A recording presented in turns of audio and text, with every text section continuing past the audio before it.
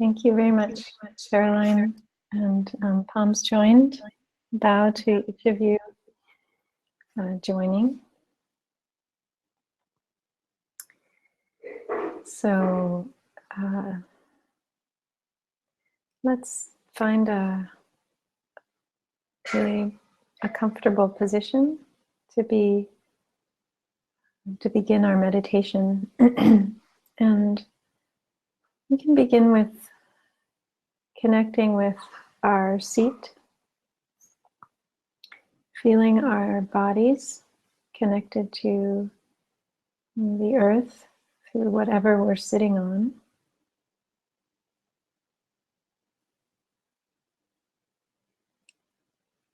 And just feeling what position our bodies are in. Maybe we're lying down, or sitting, or standing.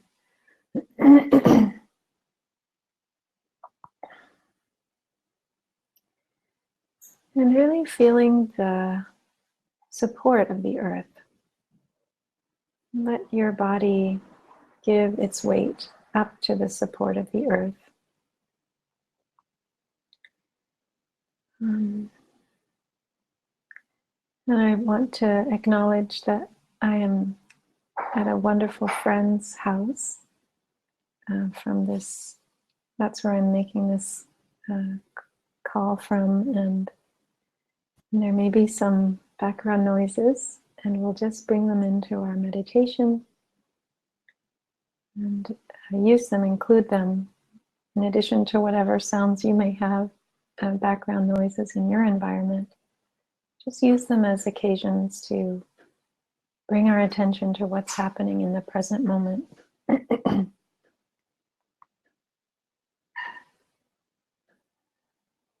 So if you can get a sense for the weight of your body, and let all of the weight of your body give itself to the support of the earth.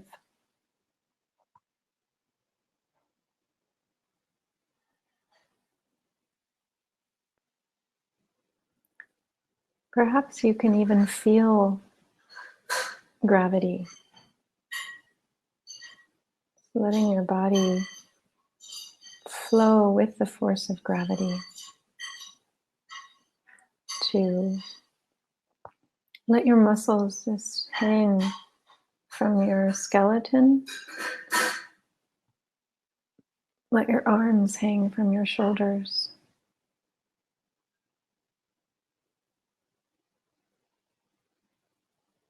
And let your legs rest on the support of the ground, the chair, cushion.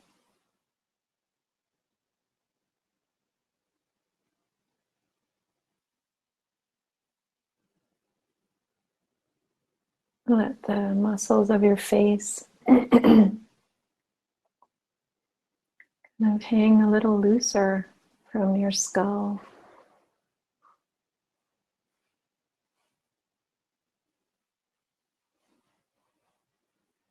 And let your shoulders release down your back.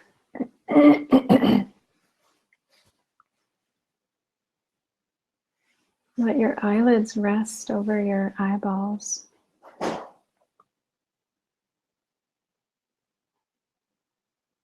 Let your tongue rest on the floor of your mouth.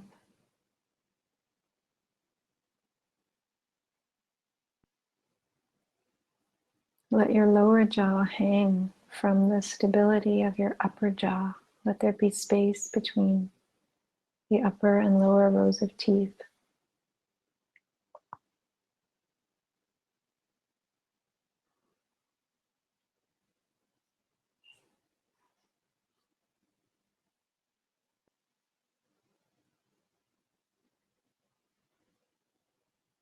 Beginning to welcome the in-breath into this larger container of the body.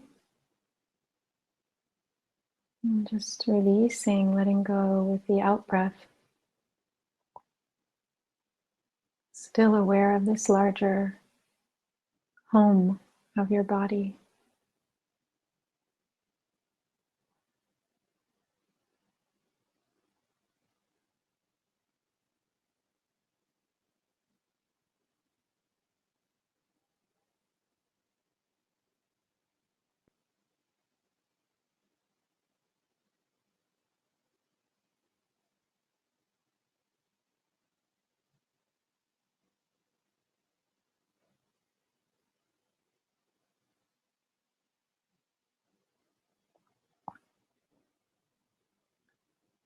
And cultivate an attitude of following. You can actually follow the journey of your in-breath and following the journey of your out-breath.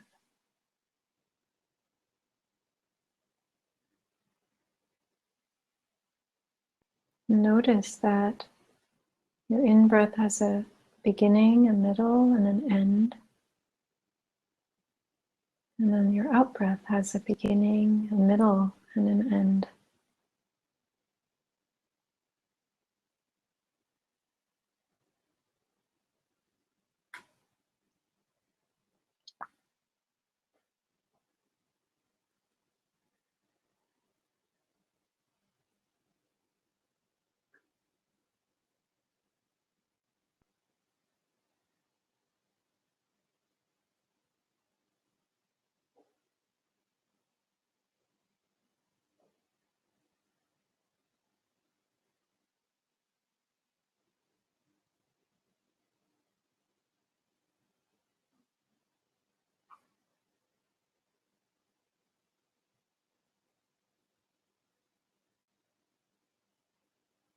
Open yourself to whatever your breath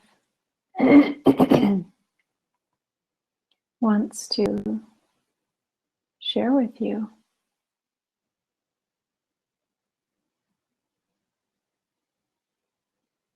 Not needing to change it or alter it in any way.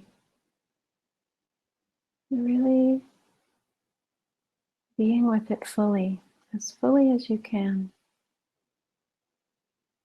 What does your breath wish to let you know in this moment?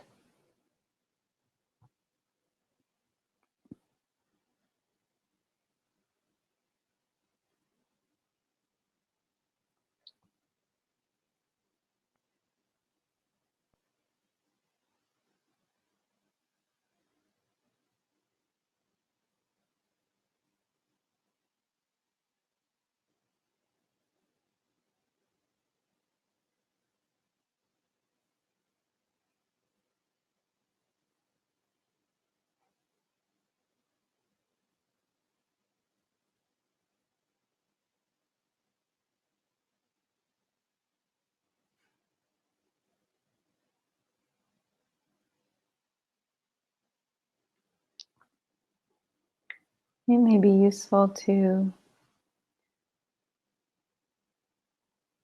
cultivate a sense of friendship with your breath. That your breath is a very good friend that has much to teach, much to help us discover. So, opening to your breath with this sense of delight at meeting a good friend. Oh, hello, dear in-breath. Hello, dear out-breath.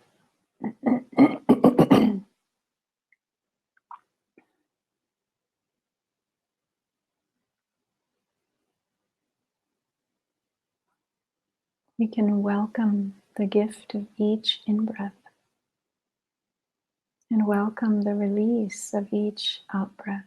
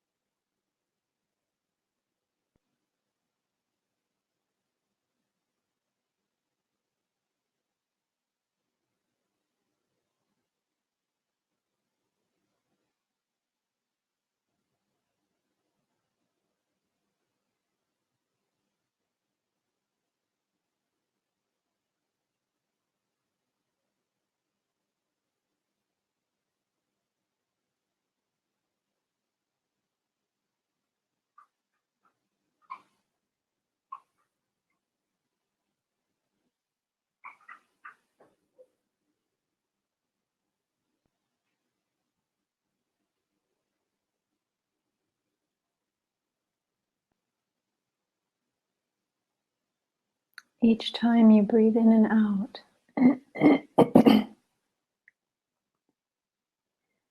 Touching the preciousness of each and every single breath.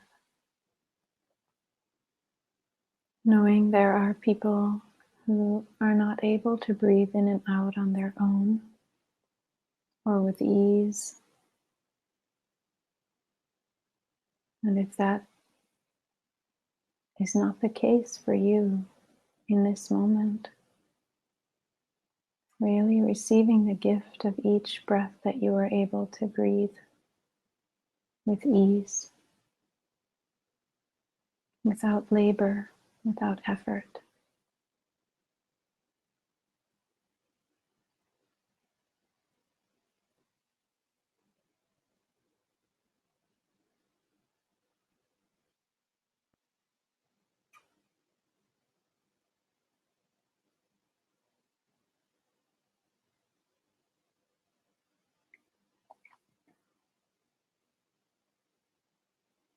If you like, you can smile to your in-breath, grateful for its presence, the air, and you can smile to your out-breath, grateful that you can still breathe out, offering your contribution back to the cosmos.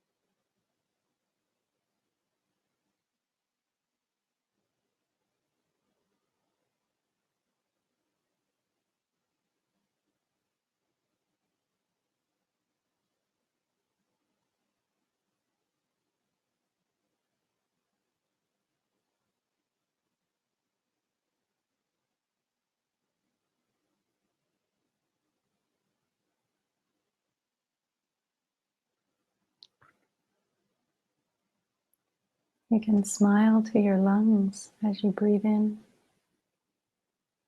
and smile with your lungs as you breathe out, feeling grateful for whatever level of health is there in your lungs, in your respiratory system.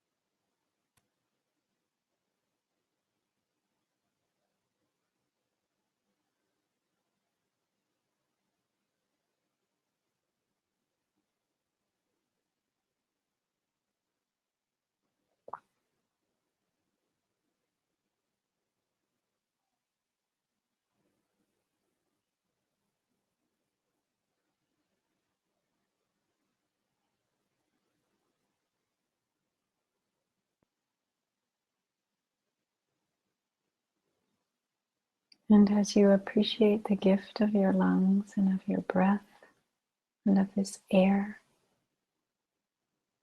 you can expand your awareness to include your whole body, this community of some billion or trillion of cells. All these cells working together, doing their best, taking care of so many functions that you don't need to worry about. So much is happening in the background from second to second. Just take that in as you breathe in and breathe out, this miraculous human body that you have the fortune to be.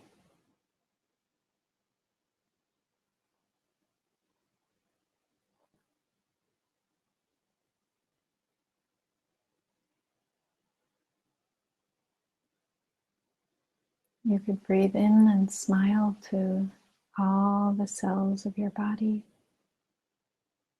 and breathe out, supporting all the cells of your body to rest.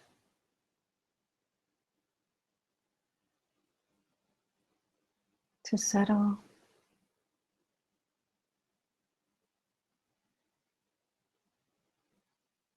To receive the kindly attention of your mindfulness.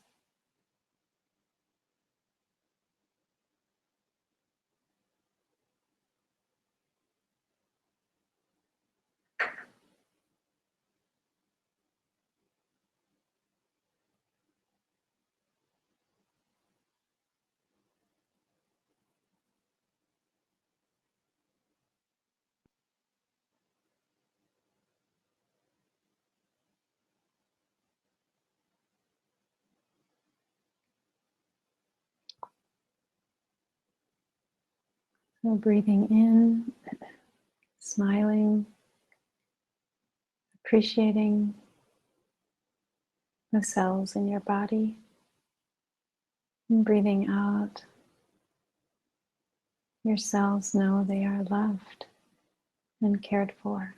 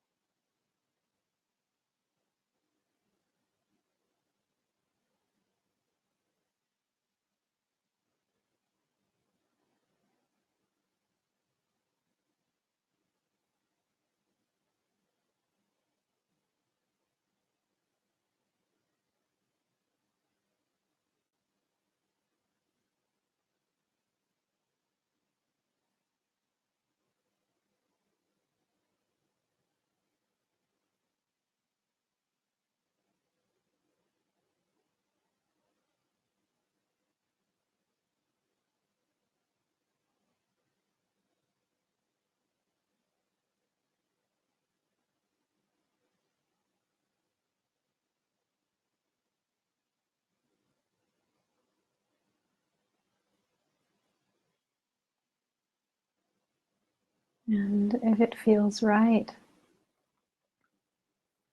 offering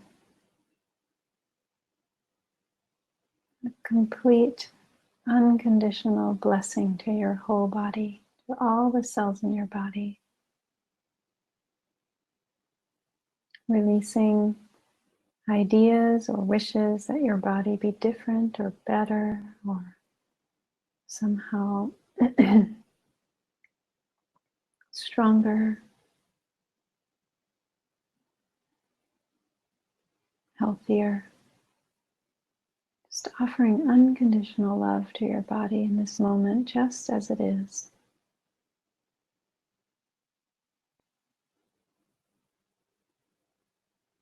Accepting all aspects of your body.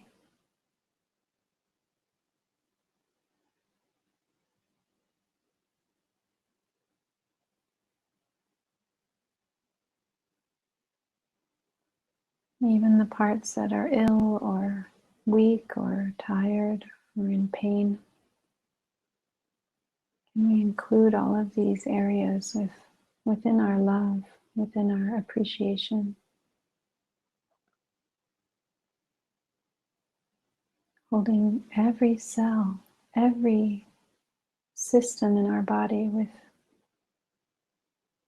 tenderness and care, and even gratitude, even for the parts that are difficult.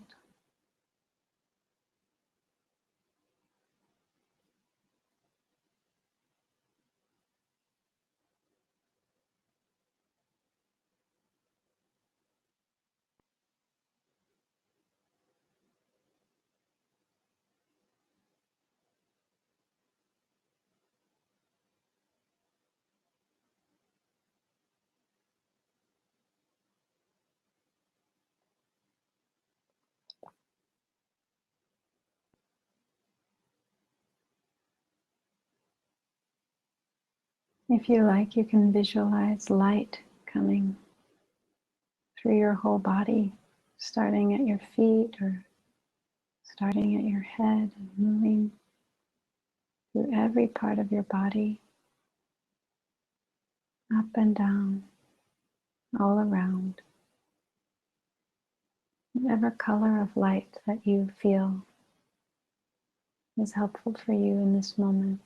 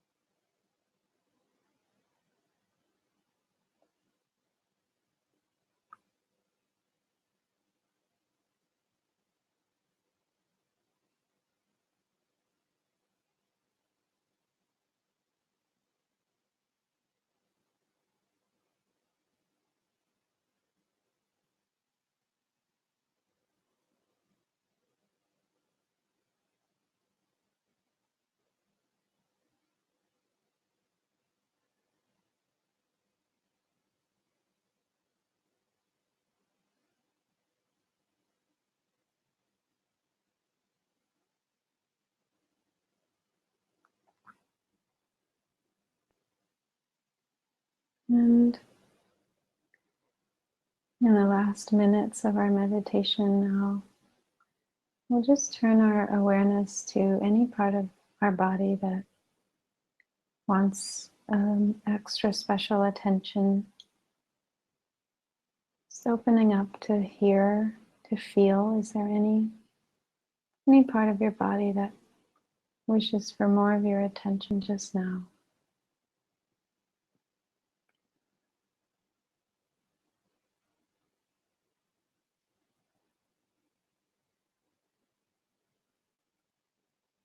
And if you get a sense for that, then just bringing your mindfulness to this part of your body through light, through the energy of loving kindness, through an intention to be supportive, to be present, to bring healing kindness.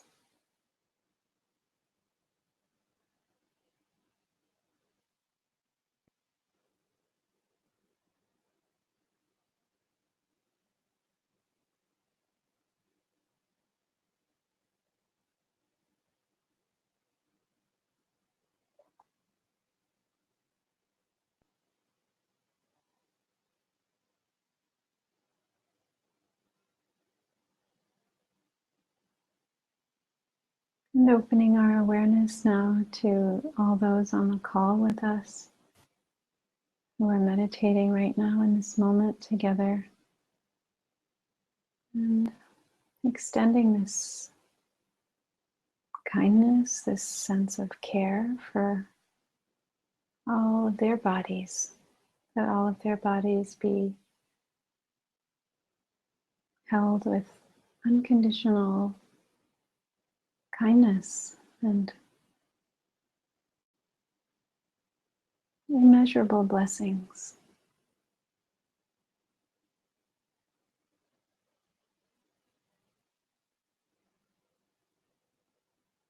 And extending this same care to all the bodies around us in our place of dwelling, in our work, in our community, in our family, in our nation. That all these bodies be well, be full of love, appreciation, care, and mindful, kind attention.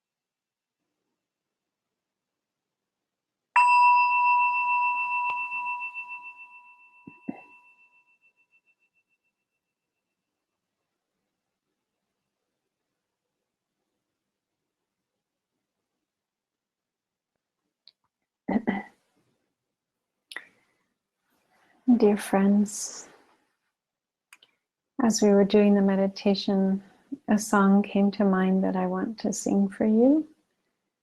Although we just did a meditation on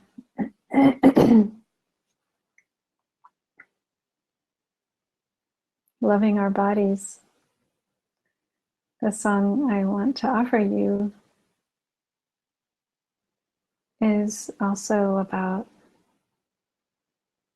how we can relate to our bodies with great spaciousness. Because we are also more than our bodies. So this song is from the Plum Village tradition. I believe it was composed by Rashani, a songwriter in Hawaii.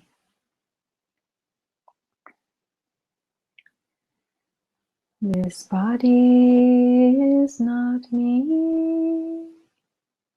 I am not caught in this body. I am life without boundaries. I have never been born, and I will never die. Since before time, I have been free. Birth and death are only doors through which we pass, sacred thresholds on our journey. Birth and death are a hide and seek game.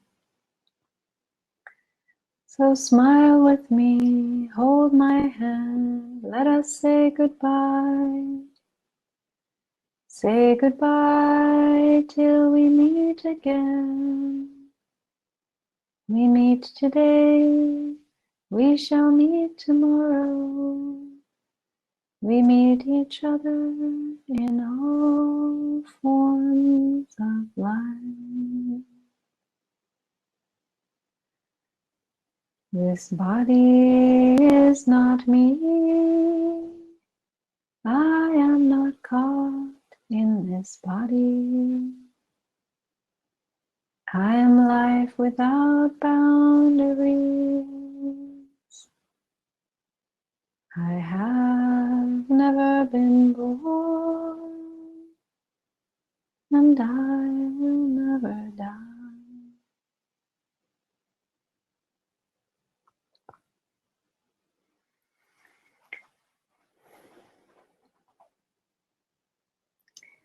So, dear friends, thank you for meditating together with me, with us. And what we are going to explore this afternoon is how we can meet this moment, any moment of difficulty, of challenge, with our full heart and our full selves.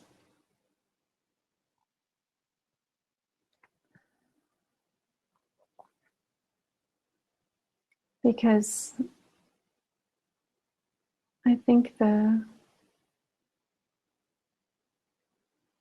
while there's the surface level truth that we encounter difficulties and that they can be overwhelming, there's a deeper truth that we have everything we need to meet this moment.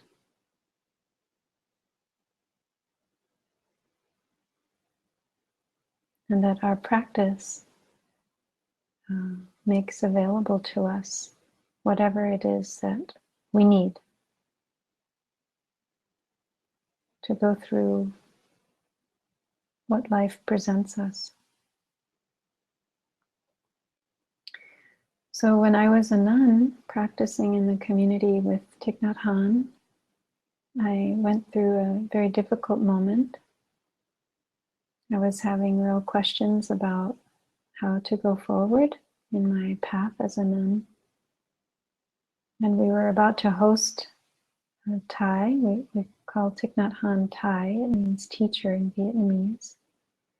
We were about to host him and many monks and nuns from Plum Village in our center where I was living in Germany. And there were to be huge retreats of 1,000 people or so. And in those retreats, I usually played some role of responsibility. And I felt I was so shaky inside that I couldn't stay there for those retreats. It would be too overwhelming. And so I asked the sisters if I could go to another center just for those retreats, so that I wouldn't feel all that pressure and feel like I had to represent something that I was not feeling strong enough to represent. And they didn't like that idea very much, and they said, well, we'll say yes if Thai agrees, so you need to ask Thai. So Thai had just arrived, and I was able to go and talk to him, and I told him that I just didn't feel like I could possibly stay and do that. And Thai listened to me very kindly and deeply, and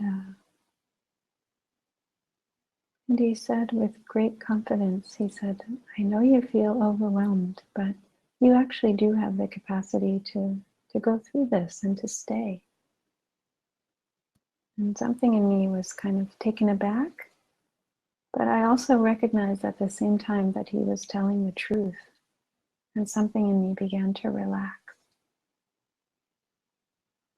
And he said, you know, that it's exactly in these moments that we need to apply the basic practice of mindful walking. Everywhere you go, you can be mindful of your steps.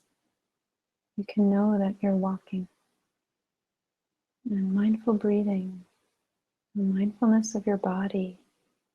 And so it's exactly in these moments where we feel we can't go any further that we need to take refuge in our basic practices.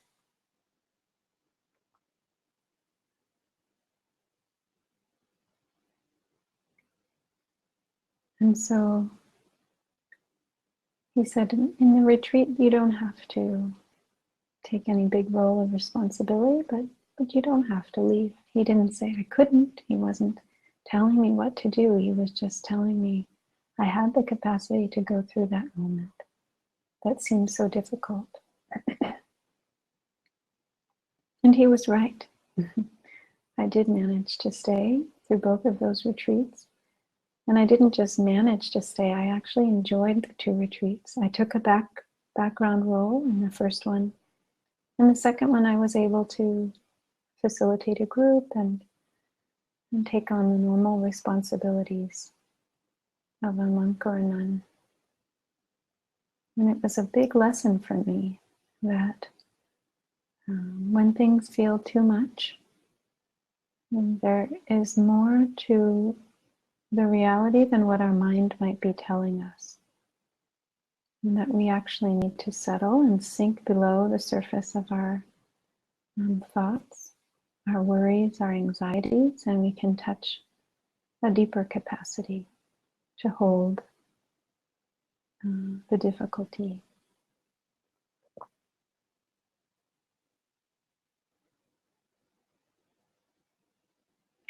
In the end, I did end up leaving the monastery. That was some months later. But I wasn't leaving out of a sense of reactivity, of fear, of anxiety. I had permission to take a year sabbatical to look deeply, think deeply. I wasn't running away from something that I felt was too much for me. We had decided as a community, and I had a date, and I left. It was a different kind of leaving. So that story isn't to say we never can leave a difficult situation, but when we're confronted with something we feel we absolutely can't handle, there may be more to that than what we first see.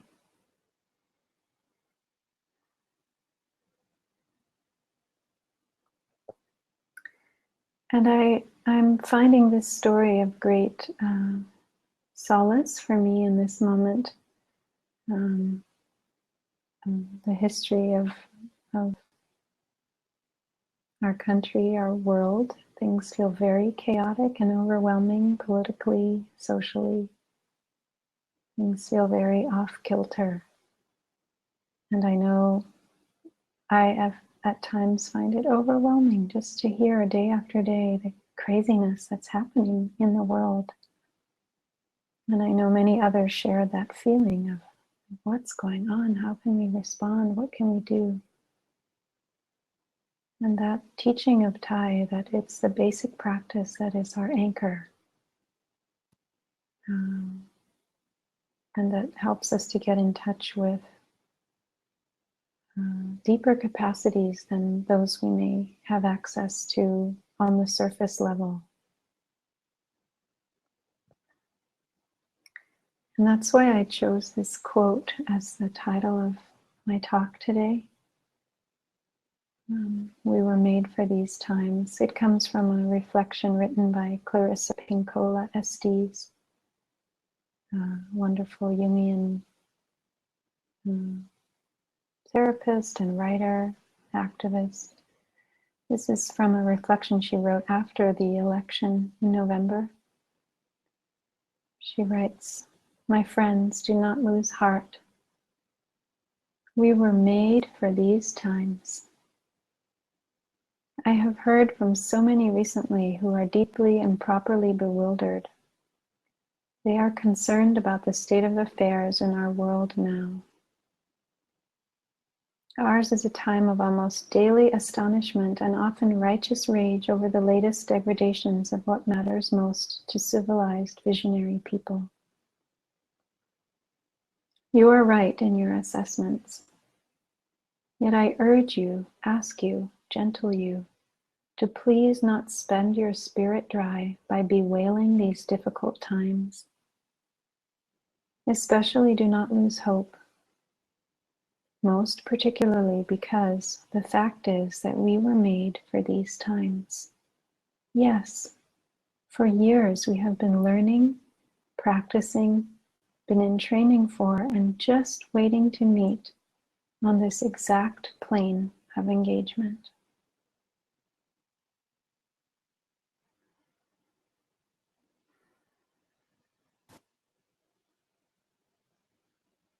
So it just turns things on their head to think this isn't a mistake. It's not that this is all a mess, even though it is, but that we were made for these times, and we were, in training for just how to meet this moment. And that we have what we need to encounter this moment and the next. So it's something about how we use our energy to respond. Because we can use our energy to drown. She says, don't waste your energy spending your spirit dry, bewailing what's going on.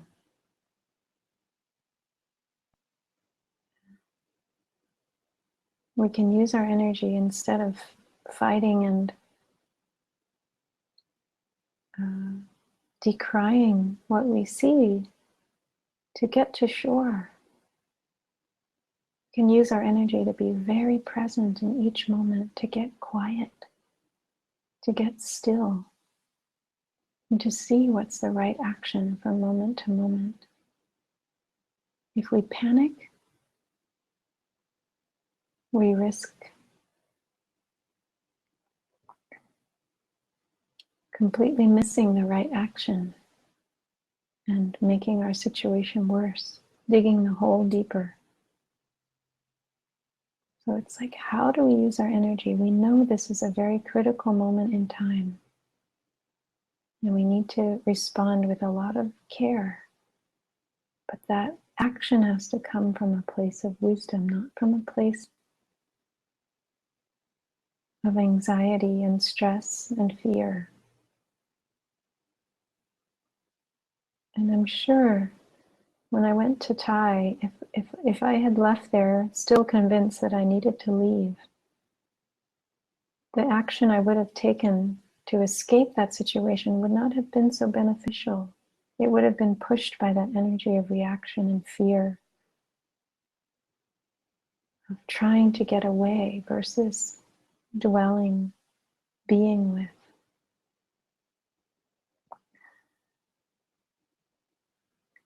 And a story that exemplifies this is, we were with Thai on September 11th, 2001. We were traveling up the coast from Southern California to Northern California. He was going to give talks in Berkeley, and we learned on our radios that the attacks had happened that morning.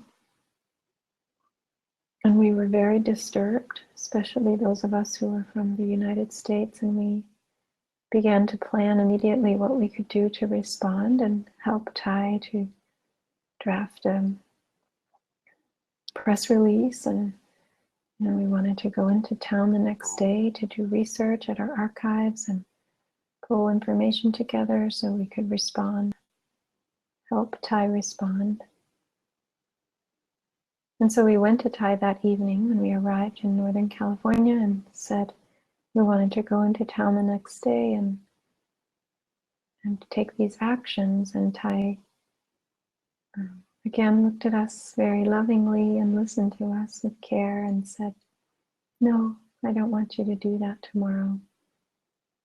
He said, "Tomorrow we all go to the beach." And we were a bit shocked. We thought this was an urgent moment that needed an urgent response. But he was our teacher, so we all went to the beach. We didn't do any work the next day. We played together on the sand, we swam, we ate, we rested. We were taking care of each other, calming down, enjoying the beauty of the world around us. And the next day we did all those things we wanted to do. We began to work on a press release and everything. So, but our action came from a different place after having a day at the beach than it did if we would have gone directly into that response. And that's what Thay wanted to teach us, that our response has to come from a place of stillness, from a place of peace. It's not that we don't act, it's that we act with wisdom and not reactivity. We act from a place of calm, because that's where we're most clear. That's where our wisdom can inform us and we can have the biggest impact.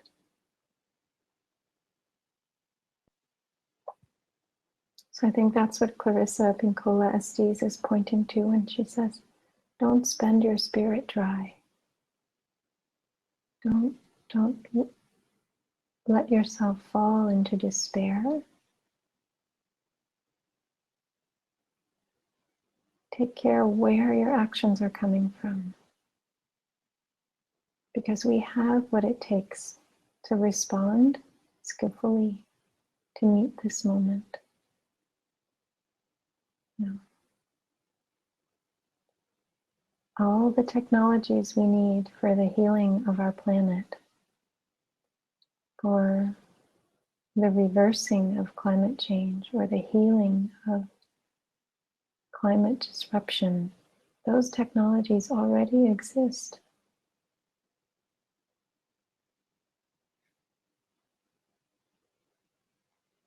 The group technologies of reconciliation,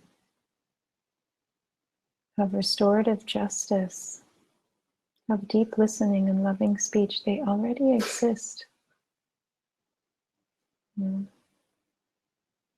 don't have to go inventing new things. We just need to figure out how to apply what we already have.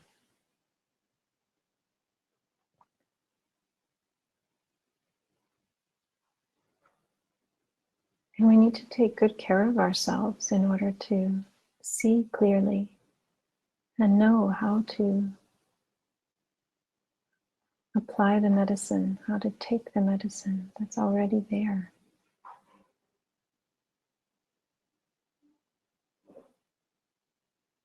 One aspect of taking good care of ourselves also has to do with intention that we've been speaking about, where our action is coming from.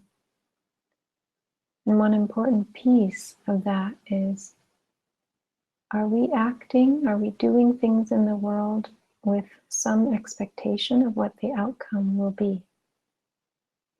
Are we doing things because we want them to be successful? Because we expect it to go a certain way? That can be very, that can be a bit dangerous if we act out of that motivation that things should succeed. I really appreciated a book by Margaret Wheatley called So Far From Home, as well as a book by Joanna Macy and Chris Johnston called Active Hope. Both of them speak about, we do what we need to do, what we see needs to be done, because that's what we need to do, because we see that's the only action we can really take, and it's not dependent on what the outcome is. We have to be free from that. We act because that's the action that we are deeply inspired to do. That is an action of dignity, that is an action of care, of love, of justice, whether or not we think it's going to be successful. Because if we act only because we think something's going to work and then it doesn't work, then we lose all of our energy and we easily burn out.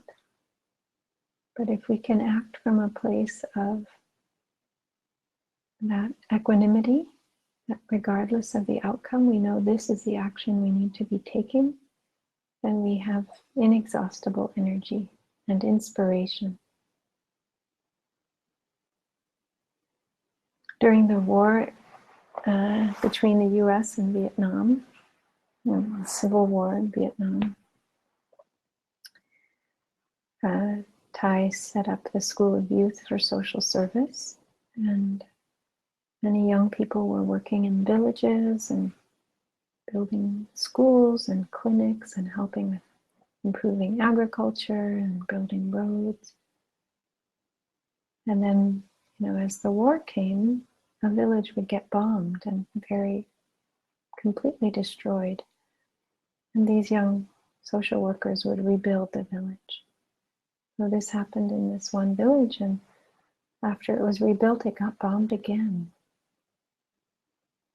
And the young people rebuilt the village, and it was bombed a third time.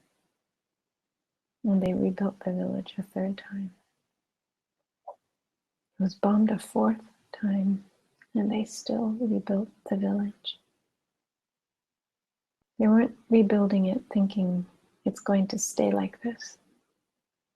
They rebuilt the village because they knew that's what they needed to do, to provide safety and dignity for the people who lived there. They didn't walk away in despair, and they didn't insist that their work have a certain outcome and effect. They just did what they felt they needed to do.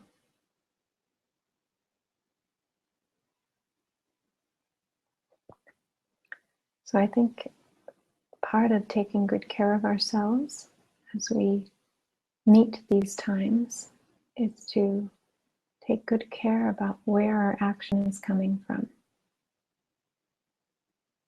so that our energy can be maintained regardless of the outcome. And so that our minds can be more free and so that we don't suffer as much, because we're prepared. We are ready to go forward, knowing that we have what it takes, and we meet whatever comes. There's a quote I want to read to you from Chogyam Trungpa about this. He says, "We cannot change the world as it is, but by opening ourselves to the world as it is, we may find that gentleness, decency, and bravery are available, not only to us, but to all human beings."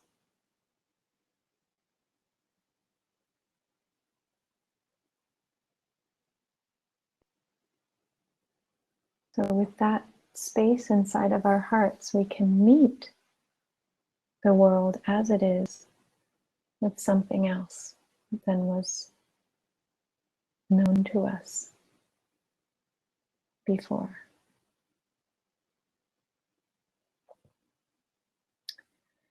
One other quote, this also comes from Margaret Wheatley's book, the Brazilian theologian Ruben Alves, on the source of discipline. He talks about how we cultivate discipline. He says, "We must live by the love of what we will never see. We must live by the love of what we will never see." So we are so clear about where our actions come from, that these are just simply what we need to do, that we may never see the fruits of our action, and yet we are convinced that's what we need to do.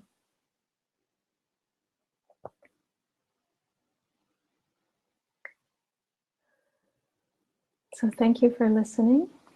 And before we go into our question and answer time, I have a request. As Carolyn already spoke about Dana, a worldwide insight offers this very precious opportunity for people to connect live to Dharma teachings from anywhere in the world.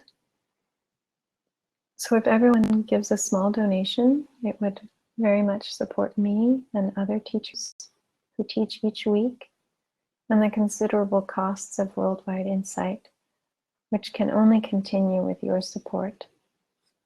So please offer Dana using the button below the video. So wonderful to see all of you on here from all over, Virginia and Paris and New Zealand and France, England and British Columbia, San Diego, New York, I'm sure many other places. So we have some time for questions or comments or reflections, and you can come on live or you can write in your question, and we'll give you a little bit of time to share your question or sharing.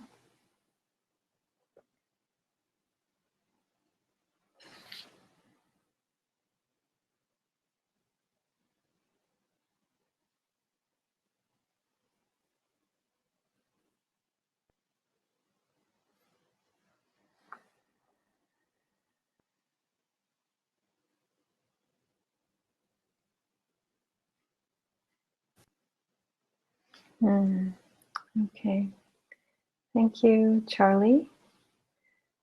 Charlie asks how not to be angry at the mess-ups that our leaders make. Good question.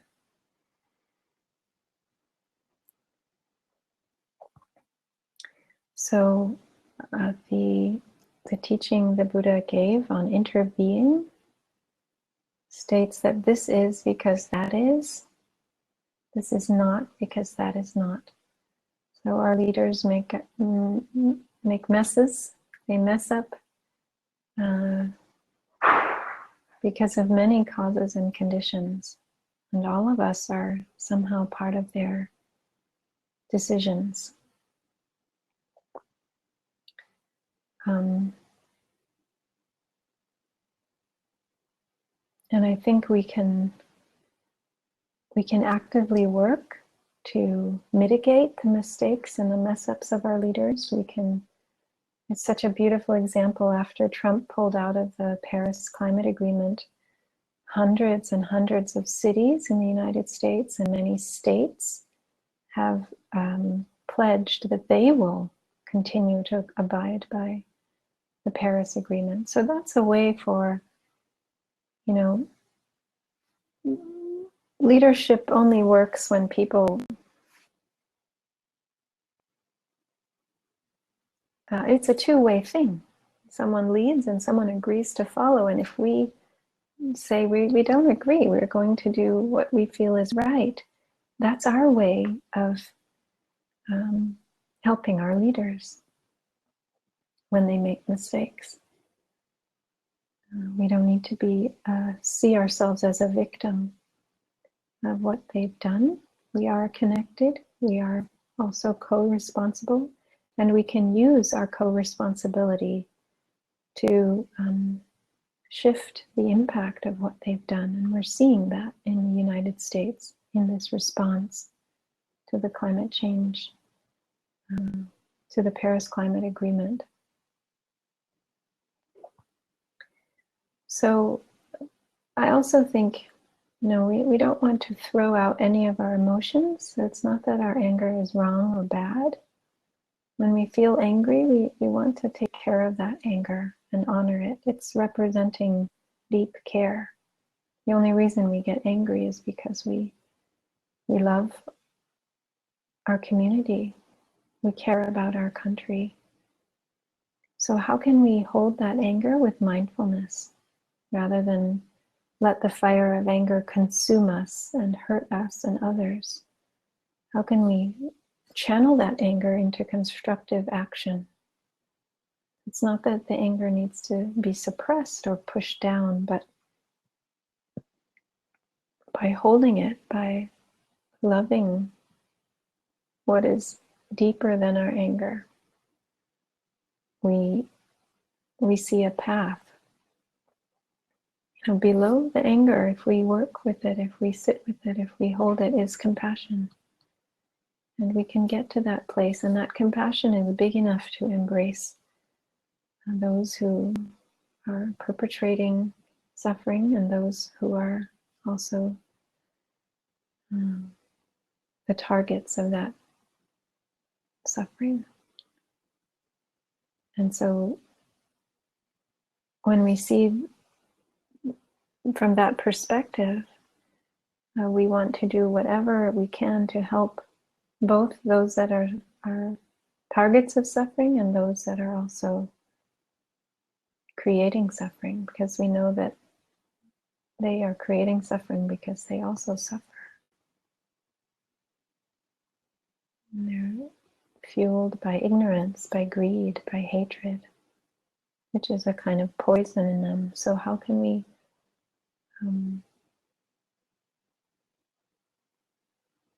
provide an antidote to that in our own thinking, in our own way of thinking about our leaders that we disagree with? We have to think from a place of interbeing. We can't exile half of our country. We can't draw a line and say, people that I don't like or disagree with, you go to that side, I go to this side. We are stuck with this situation, with this country, with this government, at least for the moment. So how do we open ourselves to see ways to make connections, to see the deep concerns, in those who think like we do, but also in those who disagree with our viewpoints. So anger is not wrong, but it can be used as a very helpful energy once we see it at the root to bring about connection, to bring about healing. Thank you for the question, Charlie. Nicole asks, what's the name of the Margaret Wheatley book? And I'll type it in the chat. It is So Far From Home by Margaret Wheatley.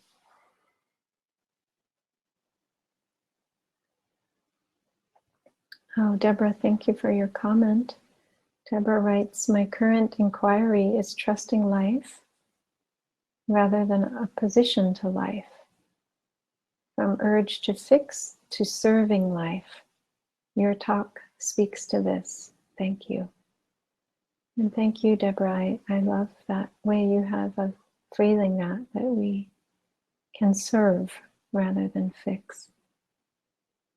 And that is part of this way of acting without expectation, because when we're serving, we don't know what's going to happen. We just show up and we let ourselves be used for something greater, and we don't have control. But if we have this idea of fixing, we have an outcome in mind. And there are many fewer possibilities when we're fixed on something, trying to fix. So this serving, I love it because we are open and responsive to the moment and what's needed in each moment. If we have this idea that we have to fix things, and we can't respond to the tiny changes as they go, as life is showing us new things, we have to adjust and be flexible. There's a wonderful PDF that I'm recommending to everybody You can find it online, and it's called A Delicate Activism. It's written by activists in South Africa. I'll type the title into the text, into the chat box. A Delicate Activism. And they speak in this PDF about how easy it is when we become fixed on an idea as activists, that we actually begin to replicate the very things we wish to change. And they title their book Delicate Activism because we need to keep our minds open, humble, curious, and tentative. Always self-reflective, always questioning ourselves, not aiming at one thing and like taking it as dogma that this is the way it has to be to resolve this issue, because things are changing all the time. And once we get fixed on something, we're no longer able to perceive the shifts, and we actually begin to alienate ourselves from others who think differently from us. Once we decide this is our cause and that we're right, everything has to be in the service of making us stay right.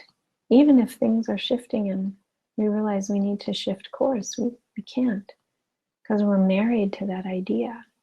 So that's also why I like what you said, Deborah, about serving versus fixing. Thank you for that comment.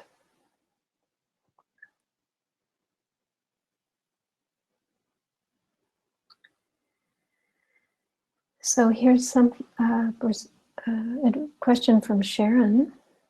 I feel the sense of overwhelm you talked about, trying to figure out what I can do to help or make a difference. It leaves me full of anxiety and doing nothing. I know the answer is just do it, whatever it is, from a place of spacious presence, but I don't seem to get to that place. Do you have any advice for beginning to take action? Thank you for that question, Sharon. Very practical.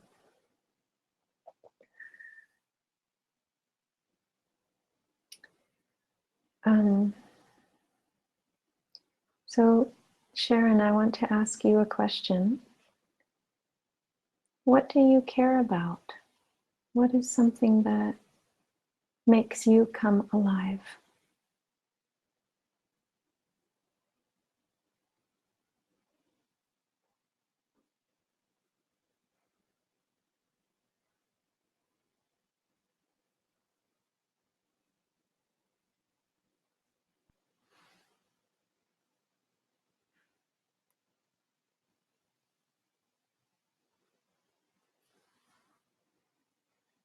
Okay, and Sharon responds saying the environment and social justice.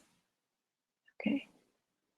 So I asked the question in that way because I just heard this quote by Howard Thurman, the African-American theologian. He said, don't ask what the world most needs. Ask what makes you come alive, because the world needs more people who have come alive, who are fully alive. So I would think about, when you think of the environment and social justice, what brings you joy?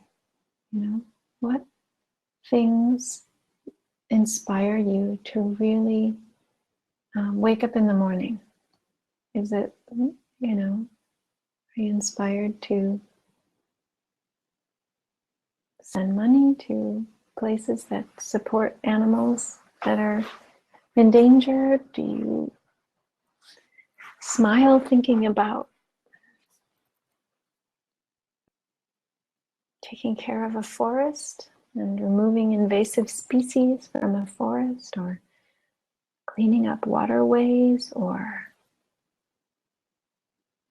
is there some cause that really speaks to your heart? It could be as small as, planting a garden in your own backyard, or taking kids into nature who don't have the chance to be in nature. I think connect with something that brings you joy, and it can be very small. Something that you really wish to do or be a part of.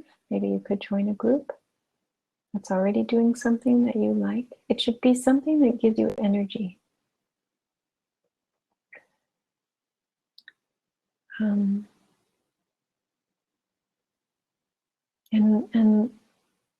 there's a group that's spread all over the world. It's called the Transition Town Network. It started in southwest England, in the town of Totnes, and they began by focusing on, when they first met, their whole concept of transition towns was to create communities that were sustainable in terms of energy, food, and housing, completely fossil fuel free. And so they began by focusing on all the things that were wrong, and they lost all of their energy in their first meetings. And then they realized, you know what, we need to focus on what we really want to manifest, not on all that's wrong. So I would say to you, similarly, focus on what you really want to see in the world and how you can take tiny steps each day to help that come about. Whether it's more renewable energy, or people closer connected to nature, or supporting endangered plant species. But think of what you really care about and then focus on that versus all the things that are going wrong, because then you do get overwhelmed and you don't have energy. I hope that was helpful. And if something comes to mind on this call that you see that you would like to do, that would be inspiring, please share with us. I would like to know.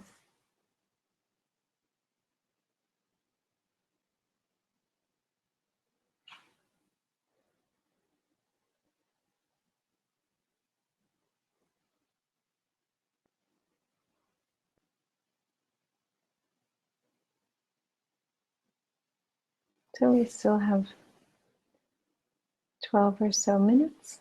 If anyone else has questions or sharings.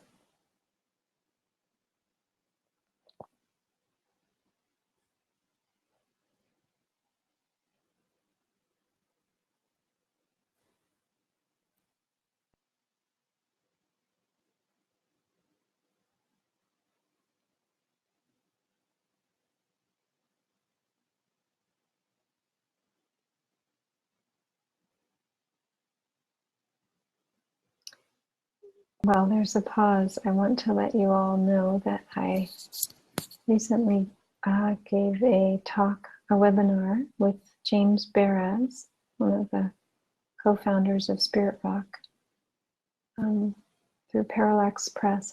I'll put the link up for that. It was on mindful resistance. It was over 90 minutes. He and I both shared, and we both answered questions from the audience on how do we engage with these times. So I'll put the link in the chat box for that as well.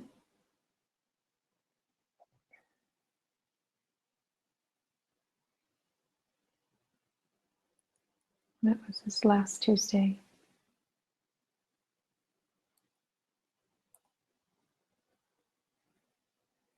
Okay, here is a question from Craig. Craig says, hello, would you care to offer some comments on how beliefs about the relationship between people and the natural environment are formed? Thanks very much. Thank you, Craig. I think one of the core beliefs we have is that we are separate from nature, and that humans are not other species, and they're not the earth, they're not nature. And I think that belief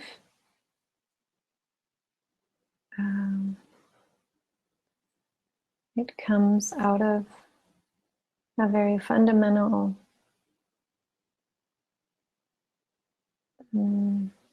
misstep that we all take, which is to take ourselves to be a separate self. And when the reality is we're made up of the 4 elements, we're made up of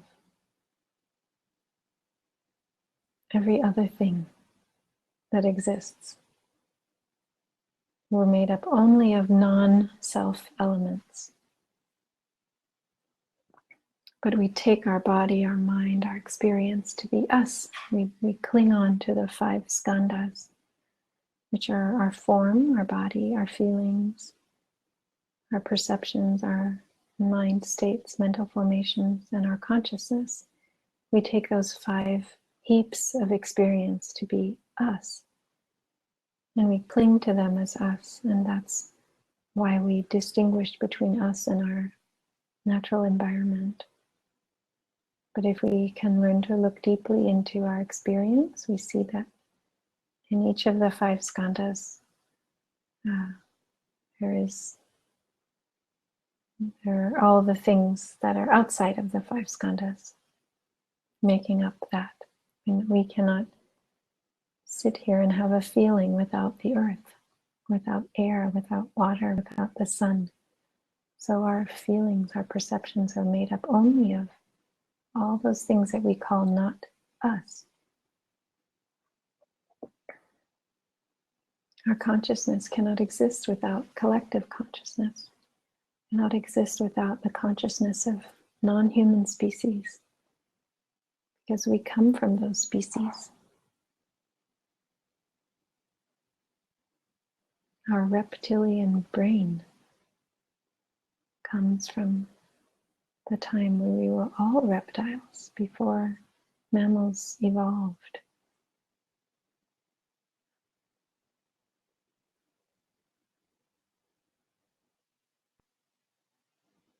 So this practice of looking with the eyes of interbeing, learning to see that we are the 4 elements in movement, that water is drinking water, that earth is walking on earth. One practice that I did at one point, I should do it more often, but was to, whatever I looked at or whatever I was in touch with, I tried to call it me.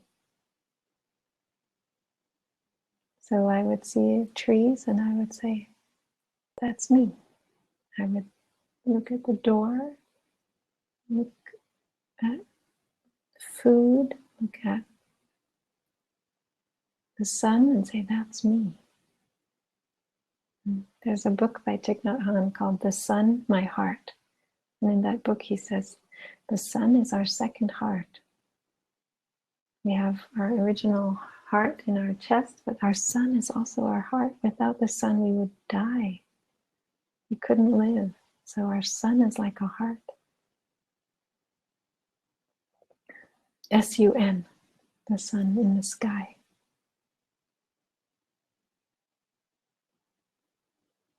Thank you for your question, Craig. And Vivian offered a beautiful reflection. I used to laugh at all the Donald Trump jokes. Now I cannot. I see myself in him, and that now fuels my prayers for him. Thank you, Vivian. It's so important. Demonizing does not help.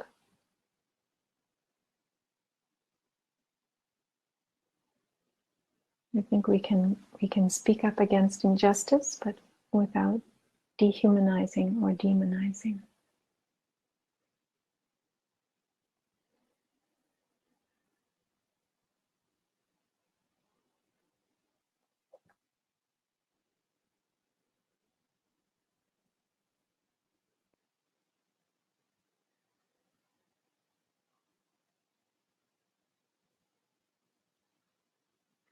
So we still have 5 more minutes and we can enjoy our breathing, enjoy our bodies without a sense of waiting just being here together.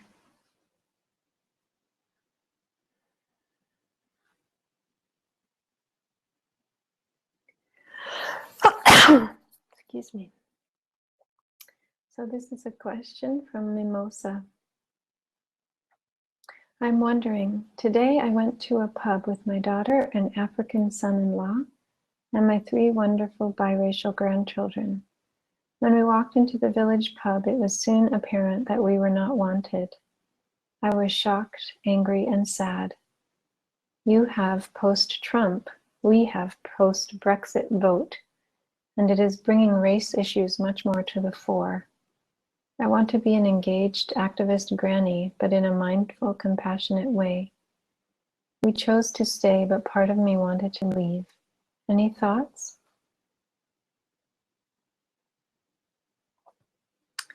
Thank you, Mimosa. Activist granny, mindful activist granny.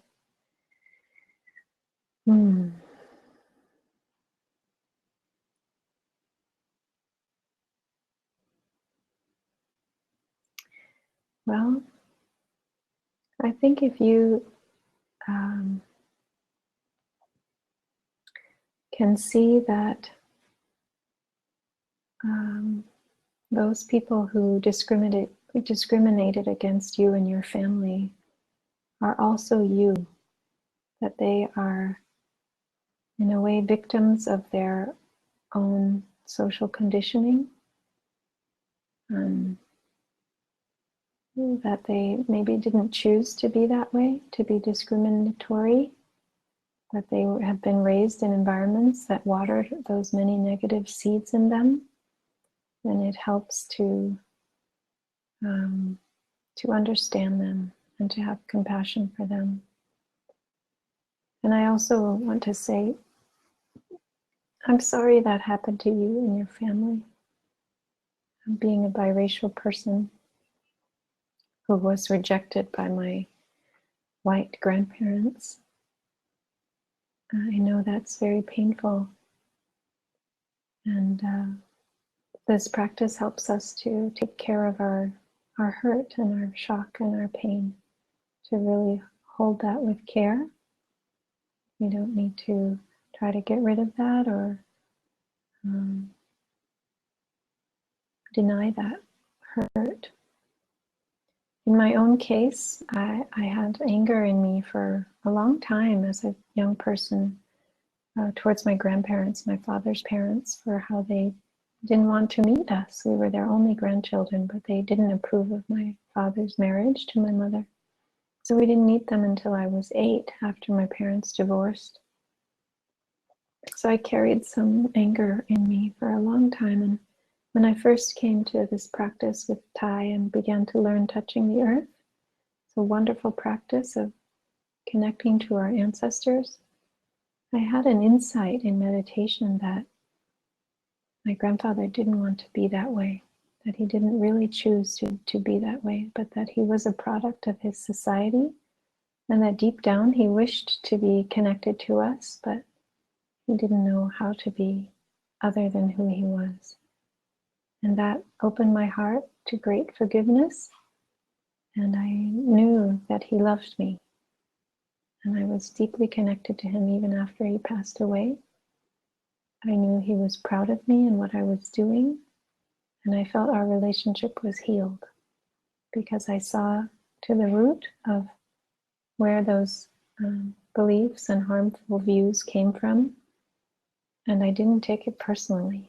I think part of what helps us to step back from the pain of people rejecting us and our family is to know it's not personal, it's not about us, it's about them and their suffering and their closed-mindedness.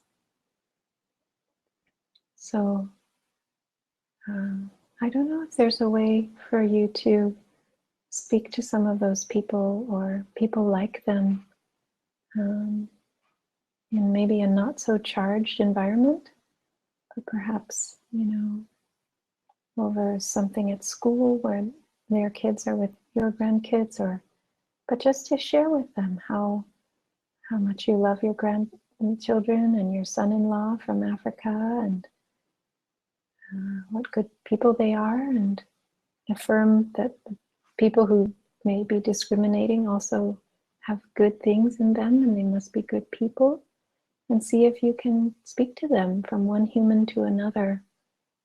Or maybe you take them a cake and use it as a time to, share with them how much you care for the people in your life and how they're not that different from them. That those things go a long way. I learned about a study that was done of how people can be shifted in their way of thinking. People went to Florida and knocked on people's doors, went from house to house to help shift people's views of transgender people.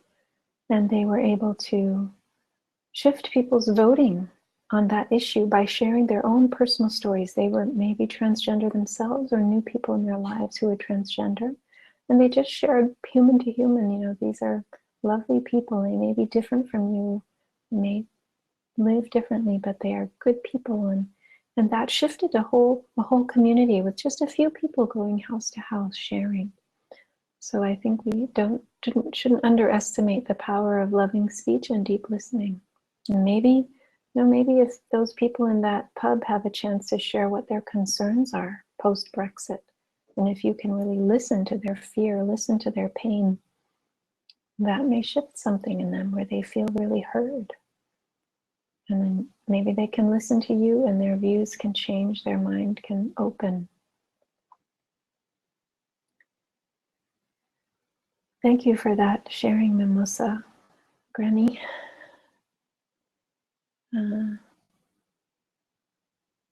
Thank you for the comments from Sharon and Adam P. as well. And we're at time, so it's been so wonderful to be with all of you. Thank you for your questions and for your practice. And I wish you all that we all take heart from Clarissa Pinkola Estes' encouragement that we were made for these times. Thank you.